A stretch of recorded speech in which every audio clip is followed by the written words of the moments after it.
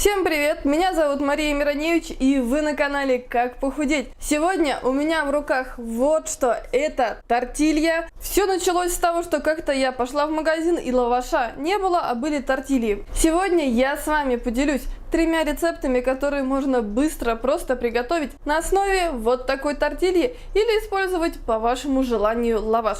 У меня, кстати, тортильи наполовину из белой муки, наполовину из цельнозерновой, так что они еще довольно-таки полезные. Начинаем готовить. Первым мы из тортильи приготовим пирог очень быстро. В кувшин блендера я отправляю 3 куриных яйца, следом отправляю 1 пакетик ванильного сахара, это он такой коричневый, и столовую ложку сахара. Всего сахара 2 столовые ложки, вы можете использовать просто обычный сахар. Еще нам понадобится 2 столовые ложки крахмала, у меня картофельный, вы можете использовать кукурузный, для того, чтобы наша начинка была кремообразная и очень пышная. Следом я отправляю полкило творога, творог у меня 9%. И напоминаю, что как всегда все ингредиенты всех рецептов будут в описании под этим видео, заглядывайте обязательно. Ну и теперь делаем блендером громко бжж. Наш крем готов. Он получается достаточно густым, как сметана, где-то 20% жирности. Форму для нашего пирога я уже подготовила, застелила ее пергаментом. На моей упаковочке пергамента написано, что необходимо дополнительно смазать маслом. Так что читайте, что именно ваш производитель пишет. Мой рекомендует смазать. И, конечно, стенки формы я тоже с помощью кисточки смажу маслом, для того, чтобы во время выпечки ничего не пригорело. Начинаем готовить наш пирог. Это очень просто. Первый слой – это тортилья. Ее мы ничем не смазываем, а сразу прямо из чаши блендера я наливаю немного творожного крема. Этого достаточно. С помощью лопаточки я его распределяю по всей поверхности равномерно. Чтобы пирожок был интереснее, первый слой я присыпаю кунжутом. Кунжута у меня столовая ложка. Следующим слоем опять кладем тортилью, и для того, чтобы наш пирожок в конце концов стал пирожком, немного помогаем ему рукой, чтобы слои соединились.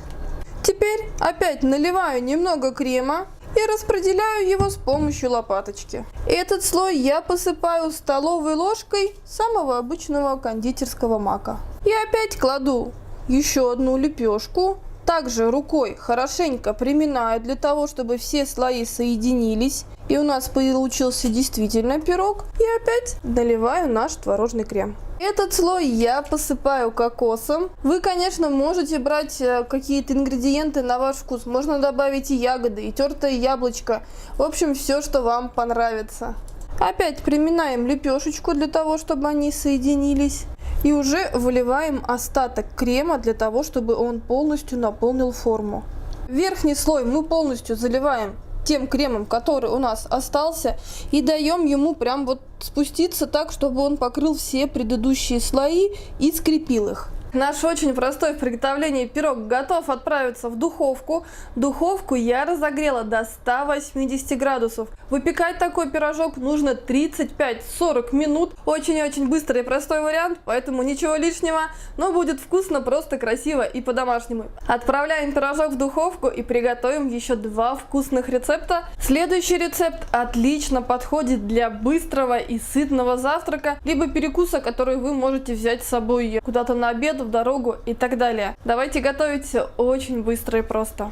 Я включила самый маленький огонь и смазываю сковородочку растительным маслом. Это порция на одного человека. Я беру 2 яйца, немного солю. Теперь яйца нужно взболтать. Кстати, по желанию можно добавить 20-30 мл молока, тогда будет немного нежнее. Но у нас вариант такой с яичницей самый-самый-самый простой. Сюда же я отправляю 30 граммов сыра. Сыр у меня финский, 45% жирности, и он прилип. Помогу ему венчиком. Перемешиваю до однородного состояния и выливаю смесь яиц и сыра на сковородку. Как блинчику помогаю распределиться. И пока яичница еще не схватилась, сверху отправляю тортилью, прижимаю для того, чтобы она прилипла. И быстренько вот таким тем яйцом, которое осталось, еще не запеклось, я смазываю для того, чтобы было очень нежно. Попробуйте, так очень вкусно. Теперь, когда я все хорошенечко промазала, вы видите, тортилья и яичница стали единым целым. И в этот момент я накрываю крышкой и оставляю где-то на минутку. Минутка прошла, вы видите, вот так немного тортилья надулась. Это значит самое время ее перевернуть. Вот так сначала аккуратненько проходимся по краешкам, чтобы у нас ничего не порвалось и все получилось красиво. Теперь ее переворачиваем на другую сторону. Вот такой красивый омлетик у нас получается. И еще на 30 секунд я накрываю крышкой. 30 секунд прошло, самое время снять крышку. И теперь мы нашу замечательную тортилью с яйцом завернем в красивый рулетик. Кстати, аккуратно используйте вилку, а то я первый раз попробовала с помощью руки и сильно обожглась. Так что будьте аккуратны, берегите себя и свои ручки. Теперь прижимаем по всей поверхности с помощью лопаточки для того, чтобы наш рулетик сформировался. И делаем все-таки еще раз. Вот так заворачиваем. И можно еще немного оставить, чтобы прижарился. Вот такой красивый румяный рулетик с омлетиком у нас получился на завтрак.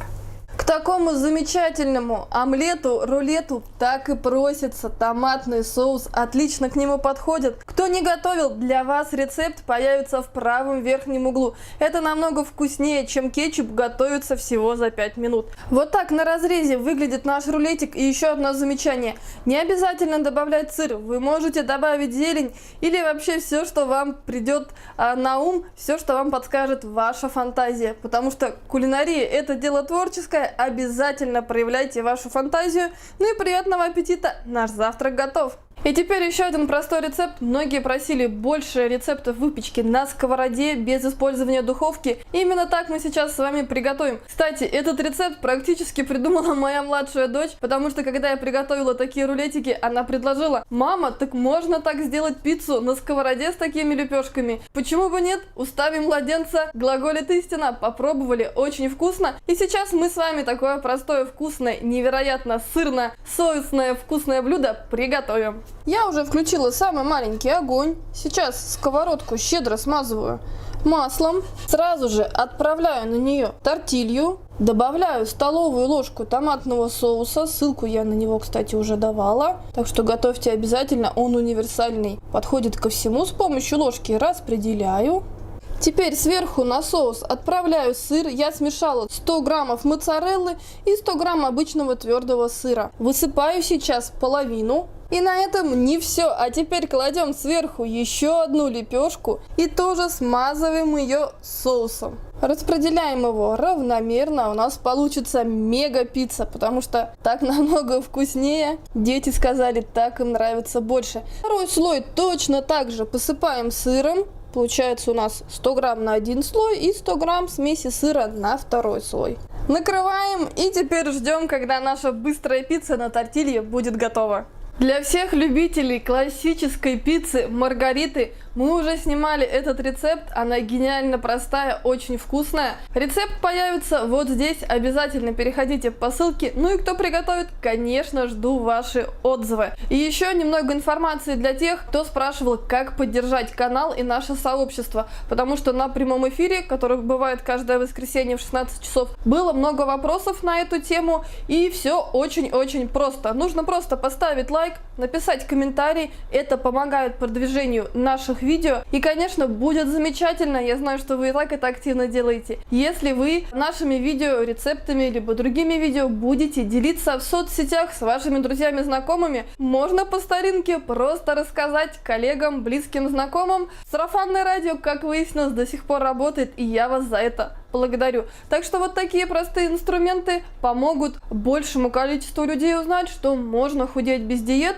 чувствовать себя хорошо. И это все, что я хотела сказать. Ждем готовности пиццы. 3 минуты прошло, снимаем крышку, давайте посмотрим. Вот такая красота и вкуснота у нас получилась. Вот она, наша красавица, уже на тарелке. Мне уже не терпится, давайте скорее отрежем кусочек. Я использую специальный нож для пиццы. Хорошенечко прокатываю, потому что, как вы помните, у нас 2 тортильи. И начинаю от серединки к краю. Вот такую замечательную пиццу с тянущимся сыром мы с вами приготовили очень быстро. Аромат на всю кухню. Приятного аппетита! Пирог у меня остыл в форме, я его вытащила. перевернула низом наверх, сняла пекарскую бумагу и давайте посмотрим, как он выглядит на разрезе, потому что я не удержалась и уже отрезала кусочек. Вот такая красота и вкуснота из творога у нас получается. На разрезе выглядит очень симпатично и, конечно, добавки вы можете выбирать на свой вкус. Я к такому пирогу добавлю мой любимый сметанно-медовый соус. Я беру столовую ложку сметаны, чайную ложку меда и еще несколько ягодок урюка. Будет вкусно, красиво, быстро и полезно. Вот такие 3 простых рецепта на основе тортильи вы можете приготовить. И сладкий рецептик у нас есть теперь, и даже пицца на основе тортильи, которая готовится на сковороде и очень быстро. И вообще мне пришла идея научиться самой печь тортильи, потому что, как выяснилось, они универсальные, подходят просто ко всему. Если вы что-то готовите интересное с тортильей, то, что сегодня я не показала, обязательно делитесь вашими рецептиками, секретиками в комментариях. Мне это помогает. Меня вдохновляет, ну и развивает мою, наверное, фантазию. А вот здесь появятся еще наши новые полезные, ну и, конечно, очень вкусные видео. С вами была Мария Мироневич. Я желаю всем любви и добра.